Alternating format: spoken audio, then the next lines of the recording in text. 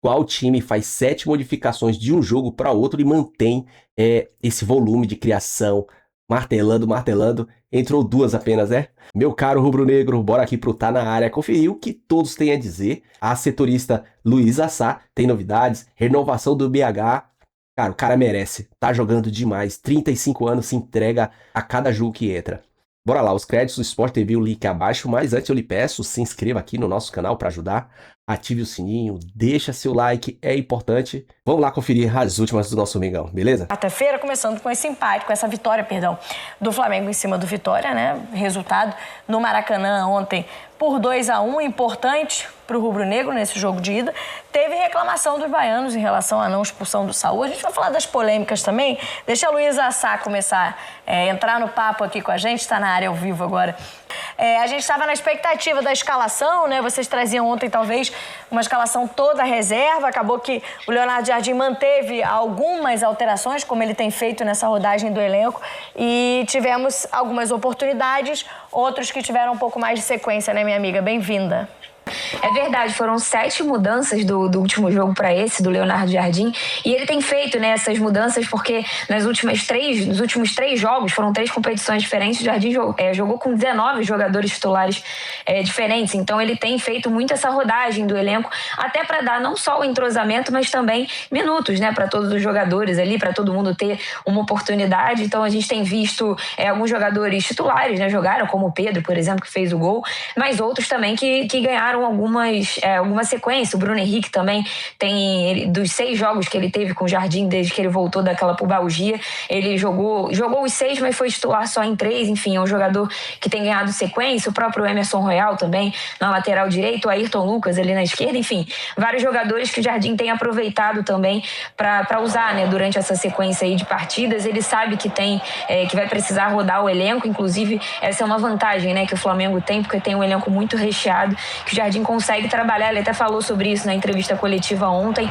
que é importante o Flamengo ter essa quantidade de jogadores, ter ali, isso passa muito por um planejamento. O Flamengo até já tinha feito durante a passagem do Felipe Luiz, que era ter 2 jogadores titulares por posição, né, considerados titulares por posição, para justamente conseguir fazer essa rodagem, descansar, né, alguns atletas. Por exemplo, o Arrascaeta precisou descansar ontem, entrou só no segundo tempo, foi acionado e aí foi bem também, né, mudou o jogo ali junto com o Saúl. Enfim, é uma estratégia que o Jardim tem usado para conseguir descansar esse elenco, conseguir dar minutos para todo mundo e ter todo mundo aí na ponta dos cascos quando ele precisar para essas competições, porque até a parada da Copa do Mundo é uma maratona aí de partidas sem muito descanso. O Flamengo vencendo esse jogo por 2-1, poderia ter sido mais, né? Pelo que produziu, o Flamengo empurrou o Vitória, principalmente no segundo tempo, para conseguir um placar mais elástico, né? Nossa tarjinha ali embaixo está dizendo, Leonardo Jardim minimiza gols perdidos. Acontece quando você cria. A verdade é que o Flamengo esbarrou ali na ineficiência, pode dizer assim, na ineficiência que era muito vista no período do Felipe Luiz, da quantidade de gols que o Flamengo perdia.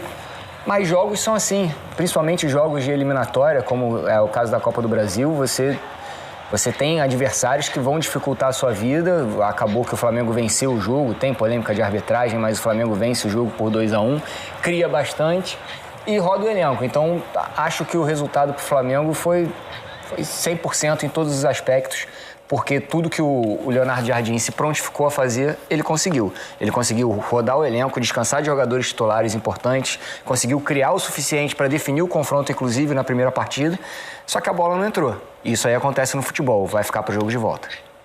Deixa até para a gente entender um pouquinho, né, Richarlison, essa gestão do Leonardo Jardim, né? A gente ontem falava sobre a questão da prioridade, né, das competições. Você falou há pouco, né, de Copa do Brasil, talvez para alguns desses times, é o caso do Flamengo, não é a primeira opção. Então a gente pensava, será que teremos então mais jogadores poupados do que ele vem tentando alternar entre Brasileirão e Libertadores? Um pouco mais, porque foram 7, como a Luísa falou, mas ainda assim dando sequência a alguns titulares, aproveitando, né? A gente sabia ontem que não teria o Paquetá, mas para dar minutos a outros jogadores. É uma forma, nesse momento, de fazer a gestão que ele não perde tanto em qualidade do time. Você falou, poderia ter sido mais, né? 2-1, porque o Flamengo teve oportunidade. E o que a gente viu, pelo menos ali no início da partida, acho que mais até para o final do primeiro tempo, é um Flamengo, ainda que com 7 mudanças, muito superior à Vitória, com muito mais condições de chegar com qualidade no gol adversário, né? Enfrentou uma equipe que se defendeu muito bem, entendeu a proposta do jogo, não foi um Vitória tão frágil de você atacá-lo. A gente vale lembrar que o Arcanjo fez 2 belíssimas defesas, foram praticamente gols que ele conseguiu. Cebolinha, exatamente. Então, assim, seria no mínimo mais 2 gols na conta do Flamengo. Em números, foram mais de 20 finalizações, são 10 finalizações no alvo, 4 chances claras. É que o patamar do Flamengo está muito lá em cima. O torcedor entendeu que o Flamengo pode entregar sempre grandes jogos e com grandes possibilidades de sair de lá com resultados maiores, né, em termos de placares, né? Mas não foi um jogo ruim do Flamengo. E a gente tem que entender que do outro lado também tinha uma equipe bem posicionada, bem treinada, que dificultou quando precisou, que teve um goleiro que, na minha opinião, estava numa noite inspirada e vem fazendo uma grande temporada com a camisa do Vitória, que é o Arcanjo. Dito isso, Camila, não tem como. O Flamengo tem um plantel de 3 times, não é só 2, não. Se o Flamengo não tivesse entrado com 11 possíveis reservas, manteria esse nível de apresentação, manteria esse nível de competitividade. Que, assim, às vezes é o que o Raed falou, às vezes o futebol ele é gostoso, ele não é uma ciência exata, e às vezes a ineficiência ela acontece de você não fazer os gols, né, daquilo que você criou. Só que criou, cara. Como é que um time consegue criar 21 possibilidades, sendo 10 no alvo, sendo que 2 grandes defesas do goleiro adversário? Não é um Flamengo que não criou, não é um Flamengo que jogou abaixo. É que as possibilidades elas não foram transformadas em gols. E quando tiveram essas possibilidades mais claras, o goleiro também participou, ele está ali para isso. Dito isso, você pega um Luiz Araújo, que não vinha jogando. Aí você pega um Cebolinha, voltando. Você pega um De La Cruz, voltando. Você pega um Saúl, voltando. Um Bruno Henrique jogando junto com o Pedro. Você pega um Everton Araújo cada dia mais tendo possibilidades e mostrando que pode ser muito útil a esse elenco do Flamengo. Você pega um Danilo que quando precisa dele parece que ele está jogando todos os jogos, que ele não sente o jogo. É o Flamengo. A gente tem que continuar falando que o Flamengo é um elenco pronto para todas as competições que disputa. Às vezes a gente até esquece que do outro lado existe um adversário. O adversário de Série A de Campeonato Brasileiro. Para mim era o confronto mais difícil. Que está jogando na primeira parte da tabela do Campeonato Brasileiro, né? Do chaveamento, do sorteio da Copa do Brasil, para mim é o confronto mais difícil. O segundo confronto mais difícil acontece hoje, mais tarde, Galo contra o Ceará, na minha opinião, tá? E ao contrário da Globopay, esse Arcanjo aí não é renegado. Ele estava esperando a oportunidade desse trocadinho horroroso. Eu acho Eu achei que ele ia falar uma coisa séria. Meu Deus. Não, esse não foi dos piores, não, tá bom. Aí, o Everton Araújo cada vez mais titular, né? O Pulgar tá pra voltar agora, não jogou ontem, mas tá pra voltar. Mais uma possibilidade pro Leonardo Jardim. E quando a gente fala sobre essa diversidade no elenco, né, que o Leonardo Jardim tem um cara que é impressionante. Toda vez que tá ali perto de acabar o contrato dele, o mercado começa a namorar, mas sempre renova com o Flamengo. Matéria aqui agora há pouco. A Luísa, que tá aqui com a gente, joga nas 11. Tá lá no GE. Globo e também tá aqui no Tá Na Área também. Luísa, como é que tá a situação de contrato agora? Renova, não renova? Bruno Henrique, fica, não fica? Como é que fica a situação? Como que tá o contrato hoje, né, do Bruno Henrique? E como é que tá essa situação de negociação para renovação? Setorista tem que ser igual jogador, tem que ser polivalente, jogar em todos os lugares, estar atento a tudo, faz parte do jogo também. Mas o Bruno Henrique tem contrato até dezembro desse ano e já vinha ali em conversas, né? O Flamengo já tinha sinalizado para ele a possibilidade de renovação de contrato até o momento que ele decidisse se aposentar. E esse momento ainda não chegou, então já está tudo muito bem encaminhado, muito bem acertado para que o Bruno Henrique renove com o Flamengo até o final de 2027. Então mais um ano aí de contrato para o Bruno Henrique, vai chegar a 9 anos de Flamengo Flamengo ao final, né, desse período, e aí pode ser que chegue a 10, enfim, vai depender de como ele tá no ano que vem. As coisas já estavam bem encaminhadas desde o comecinho ali de abril, da segunda semana de abril, mas agora estão bem, tá tudo resolvido, faltavam detalhes simples ali que já foram superados, então falta agora, tá naquele estágio, só falta assinar, então a qualquer momento aí o Bruno Henrique vai assinar esse contrato, né, o empresário vai vir ao Rio de Janeiro também para fazer a assinatura desse contrato. Nunca entrou em dúvida essa renovação do Bruno Henrique, porque é vontade do Flamengo ficar com ele até o momento que ele decide parar de jogar futebol, e também é vontade do Bruno Henrique permanecer. É um cenário bem diferente daquele que foi aquela renovação em 2024, né, que o Palmeiras também entrou na jogada. Ele até brincou falando que foi uma proposta irrecusável, que ele recusou. Nesse momento o Flamengo já chegou na frente, né? Já chegou para ele, já falou que queria renovar, e as conversas evoluíram muito rapidamente, sem grandes percalços ali. O Bruno Henrique, que renovou com um dos maiores salários do elenco em 2024, e agora nem vai ter reajuste de salário também. O Flamengo não propôs nenhuma mudança nesse sentido. Também o staff entendia que não era necessidade, porque nesse momento ele já nem tem mais, já outros jogadores já chegaram ganhando mais do que ele, enfim, pelo momento que ele está de carreira, e tem dado a resposta dentro do campo também, né? Ontem deu assistência pro gol do Pedro, tem sido decisivo. Nos últimos 6 jogos ele fez 2 gols, deu 2 assistências, então um jogador importante aí nessa rotação do Leonardo Jardim, até porque se ele estava jogando muito de centroavante com o Felipe Luiz, agora ele está jogando de tudo quanto é jeito. Já entrou de centroavante, ontem foi segundo atacante, depois na ponta esquerda, então tá retomando talvez aquela boa forma ali do Bruno Henrique que o torcedor do Flamengo se acostumou a ver. A Luísa cita outra renovação do Bruno Henrique, até em outro momento da carreira, com outra idade, né? E aí existia a expectativa de uma renovação por um período maior. Agora, Red, é um Bruno Henrique que até, a gente lembrou disso aqui algumas vezes no Tá Na Área, depois da conquista da Supercopa, até coloca em xeque ali se não ia talvez se aposentar ao final desse ano. Então, para ele mesmo, mais um ano, até o final do ano que vem, já parece um prazo interessante, né? Se naquele momento ele queria uma renovação maior, o Flamengo tinha medo, né? Se valia a pena pela idade. Hoje, acho que os dois lados entendem que talvez seja ano a ano e que é vantajoso para os dois, né? O Bruno Henrique, se não me engano, tá com 35. 36. Eu ia falar agora, estão querendo aposentar ele com 35. Não, ele que falou isso. Ele falou na entrevista coletiva, na saída do campo. Pelo amor de Deus, cara, o cara tá voando. Não, ele na saída de campo, depois daquele conquista da Supercopa, acho que com um filho no colo, ele brinca, eu não sei se vou jogar até o final desse ano. Eu tava aqui, ó, desesperando, falei, como assim 35?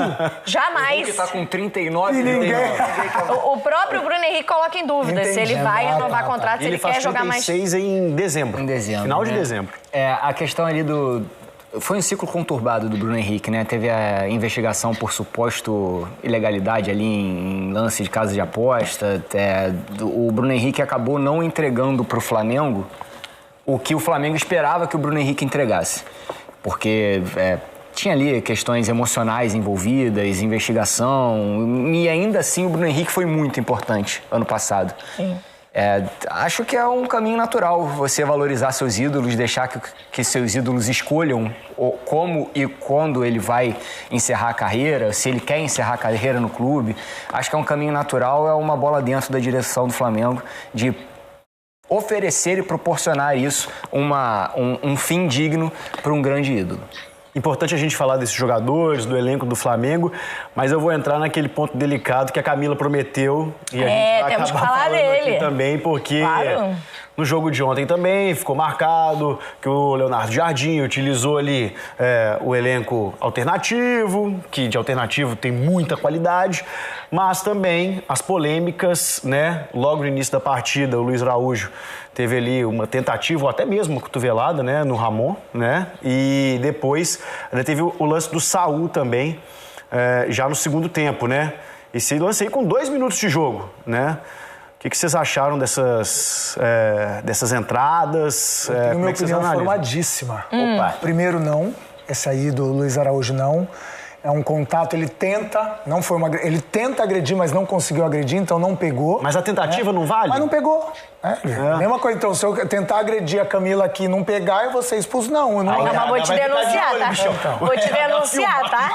Ainda bem que a gente tá convertendo o ar. Filmado aqui? Agora, de mamãe. a do Saul é agressão, sim, e tem que expulsar. O Saul? O Saul. É? Essa aí tem que expulsar. Ali tem um gatilho...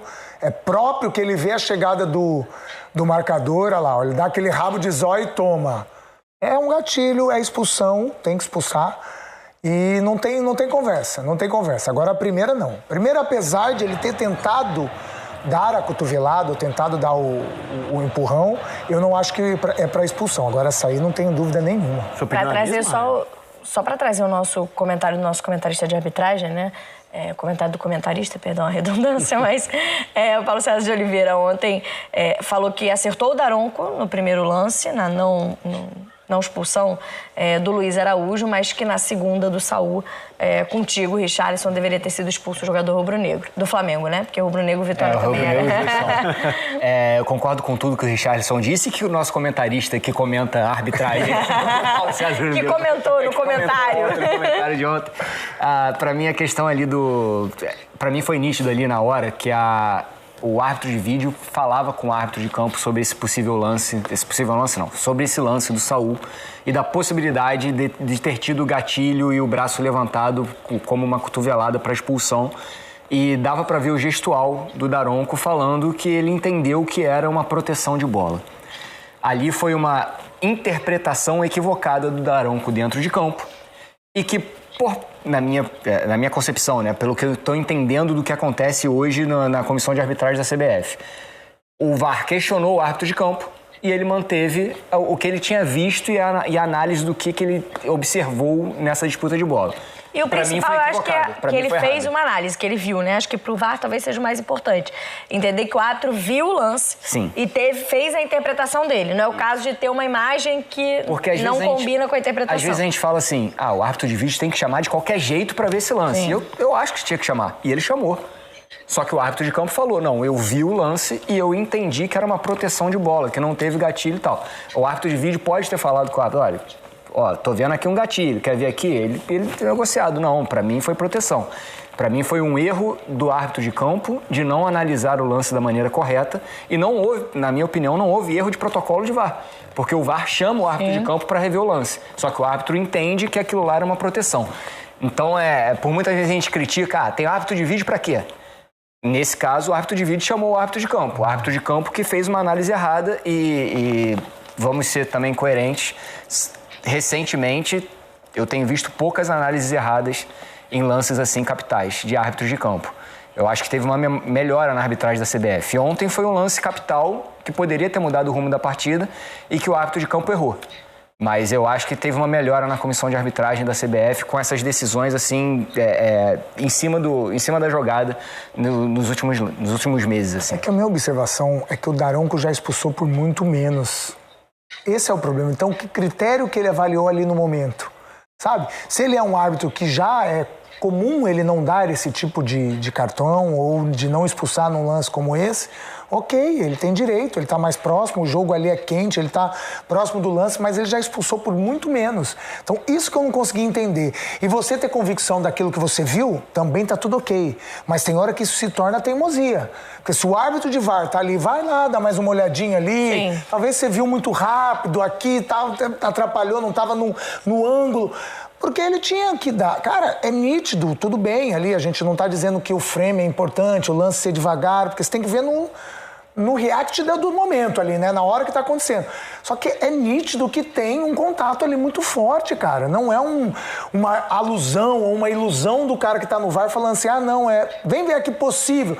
Dá para ver que tem um contato, mesmo que talvez pro Daronco não seja um contato de gatilho, tem um contato nítido. Se é de gatilho ou não, é a interpretação do Daronco, que tá tudo bem. Mas ele já expulsou por muito menos. Ele deveria ter ido, pelo menos no VAR, para observar de novo esse lance. Eu acho que um dos grandes problemas... Desculpa, Cami. Claro. Eu acho que um dos grandes problemas, inclusive desse erro inteiro de avaliação, é que ele dá falta para o Flamengo. Na hora da falta pro Flamengo. Ele dá falta pro Flamengo. Ele fala que Então ele errou pior ainda. Esse aí que pra mim é o ponto. Porque ele viu uma coisa, interpretou uma coisa, o árbitro de vídeo chamou, possivelmente conversou com ele, né? Não tem o áudio do árbitro de vídeo nessa situação. Conversou com ele e falou, tem um possível contato aqui. Ele falou, deu pra ver ali, ele no meio do campo falando, não, ele tava com a bola e faz a proteção. Ele faz o gestual no meio de campo falando com o árbitro de vídeo de que tinha entendido como proteção do Saul. E ele dá a falta do jogador do Vitória. Onde que é a falta do jogador, gente, do Vitória? Então esse pra mim que é o grande problema. Ele tem um erro de avaliação do que aconteceu ali naquele lance. É só porque, pelo que o Richarlison falou, né? Mas o que a gente tem ouvido, né, de orientação da CBF em relação à interferência do árbitro de vídeo é para que ele seja menos intervencionista. Então, num caso como esse, ele sugira a revisão se o árbitro não viu a imagem. Ou se ele diz, eu vi isso. Não foi isso que aconteceu. A gente tem uma imagem que não é a que você viu no campo. Quando o árbitro do campo de jogo diz eu vi o lance e não acho que é lance de expulsão, aí não é orientada a revisão do lance. Com isso. Mas, de fato, né, a interpretação do Daronco nesse lance é muito diferente do que a gente tem visto de critério em lances como esse de cotovelada, né? Polêmica ou não, né? Vitória do Flamengo 2-1. É uma vitória ainda que importante, mas deixa também o confronto aberto para o jogo da volta. E até lá, né, contando esse jogo do Vitória, o Flamengo tem 6 jogos, só um aqui no Rio de Janeiro. São 5 jogos fora de casa, contra o Atlético, né, contra o Galo, Estudiantes. Tem contra o Vasco, que é esse jogo no Maracanã, Independente Medellín, Grêmio e aí esse jogo do Vitória lá. Olha a sequência de jogos do Flamengo, é importante a gente mostrar aí como o Flamengo vai viajar, né? Dito isso, vai viajar. Com esse elenco não tem problema nenhum. E como é que fica a próxima partida? Tranquilo. Contra o Atlético, é força máxima, né? Não, eu acho que assim, o Flamengo tá brigando, ou vai brigar, ou tem que brigar, aí independe o que as pessoas imaginam. Eu acho que o Flamengo tem que brigar por todos os títulos que ele vai disputar. Eu acho que ele não tem que abrir mão de nada por enquanto. Por enquanto. Talvez lá na frente, se tiver alguma competição que esteja passando dificuldade ou que começou a ter uma perda de muitos jogadores, aí o departamento tá aquela coisa toda que a gente sabe que pode acontecer durante a temporada, aí sim, fazer um planejamento, peraí, essa aqui não, essa dá, não, e aí sim. Mas hoje, tem que disputar títulos ou buscar os títulos em todas as competições, porque a gente acabou de falar, 7 jogadores diferentes, manteve o nível, depois entrou mais outros jogadores que estão voltando de contusão, mudaram a partida, no caso do Saul, o Arrascaeta não, mas no caso do Saul, então tem que disputar todos os títulos possíveis. Essa sequência do Flamengo, eu como comentarista esportivo, tem que buscar vencer todas. Como vai ser? Aí é o problema do Leonardo Jardim, ele é o treinador, ele é bem pago para isso. O bolso dele tá cheio. Ele é muito bem pago para isso, mas eu como comentarista esportivo, tenho a convicção que o Flamengo tem capacidade total de, mesmo viajando para a Argentina, para a Europa, para onde quiser, ele tem que competir sempre como tem competido até agora nessas 6 vitórias consecutivas. Por enquanto, né, Luiz, a gente tem visto o Leonardo Jardim trocar 5, 6, 7, dependendo da competição, e a gente vai ver durante esses próximos jogos. Quem tem tido uma sequência até maior, ontem, por exemplo, não foi poupado, é o Pedro, né? E tem aproveitado muito bem essa sequência, fazendo gols importantes para o time, né?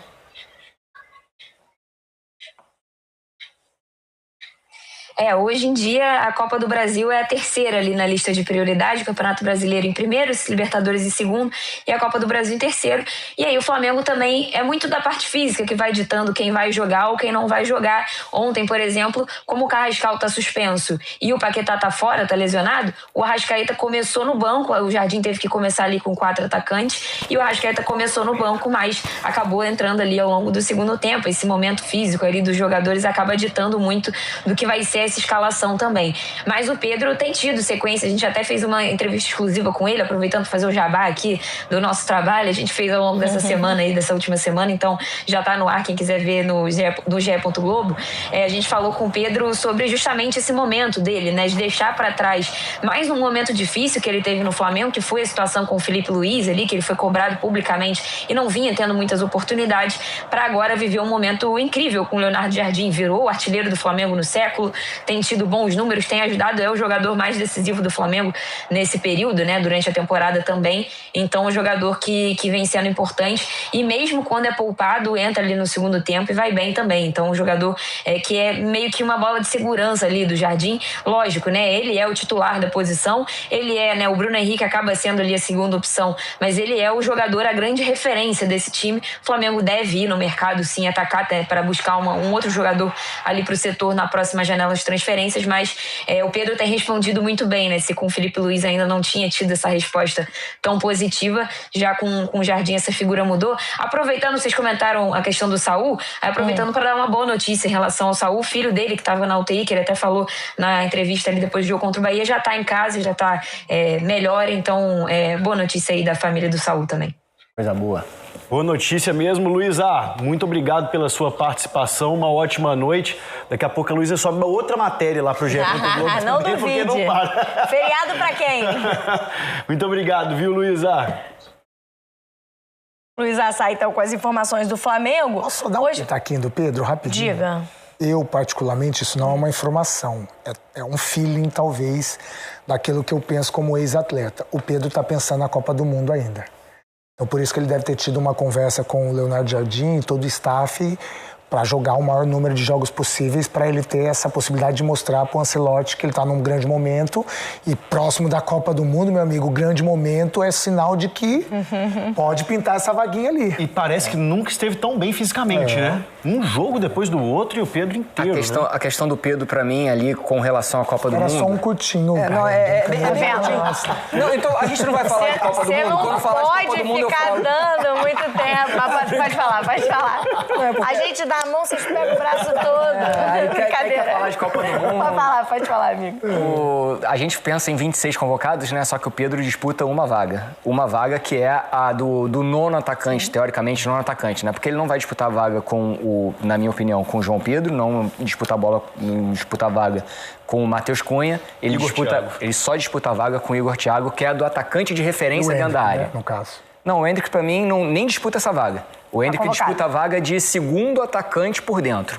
Esse aí é o atacante fixo ali. É o diferencial, seria o jogador diferente. O terminal, né? Então, por exemplo, o Matheus Cunha ele consegue voltar e fazer jogo associativo. O João Pedro consegue voltar e fazer jogo associativo.